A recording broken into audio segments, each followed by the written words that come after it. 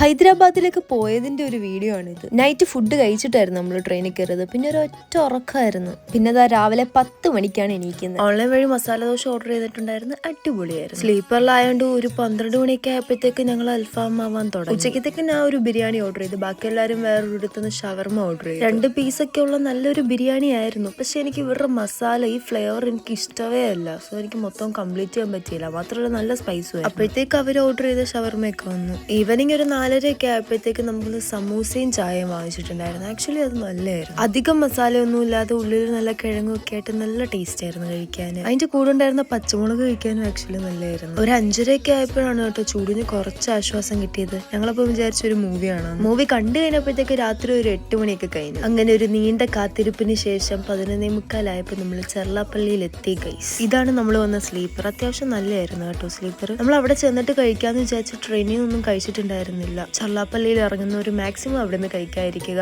നമ്മൾ അവിടെ നിന്ന് ഒരു ഹൈദരാബാദി ബിരിയാണിയും ചിക്കൻ 65 ആണ് ഓർഡർ ചെയ്തത്. ഇതാണ് അവരുടെ ചിക്കൻ 65. ഞങ്ങൾ ക്യാബ് പിടിച്ച് ഓക്സ്ഫോർഡ് യൂണിവേഴ്സിറ്റിയിൽ എത്തുമ്പോഴത്തേക്ക് രാത്രി ഒരു 2 മണി കഴിയും. അതുകൊണ്ടാണ് ഞങ്ങൾ ഇവിടുന്ന് ഫുഡ് കഴിച്ചത്. കോളേജിലത്തെ ചെക്കിംഗ് ഒക്കെ കഴിഞ്ഞ് കുളിച്ച് ഉറങ്ങിയപ്പോഴത്തേക്ക് വെളുപ്പിന് 4 മണിയായി. അപ്പൊ അത്രേ ഉള്ളൂ. ബൈ.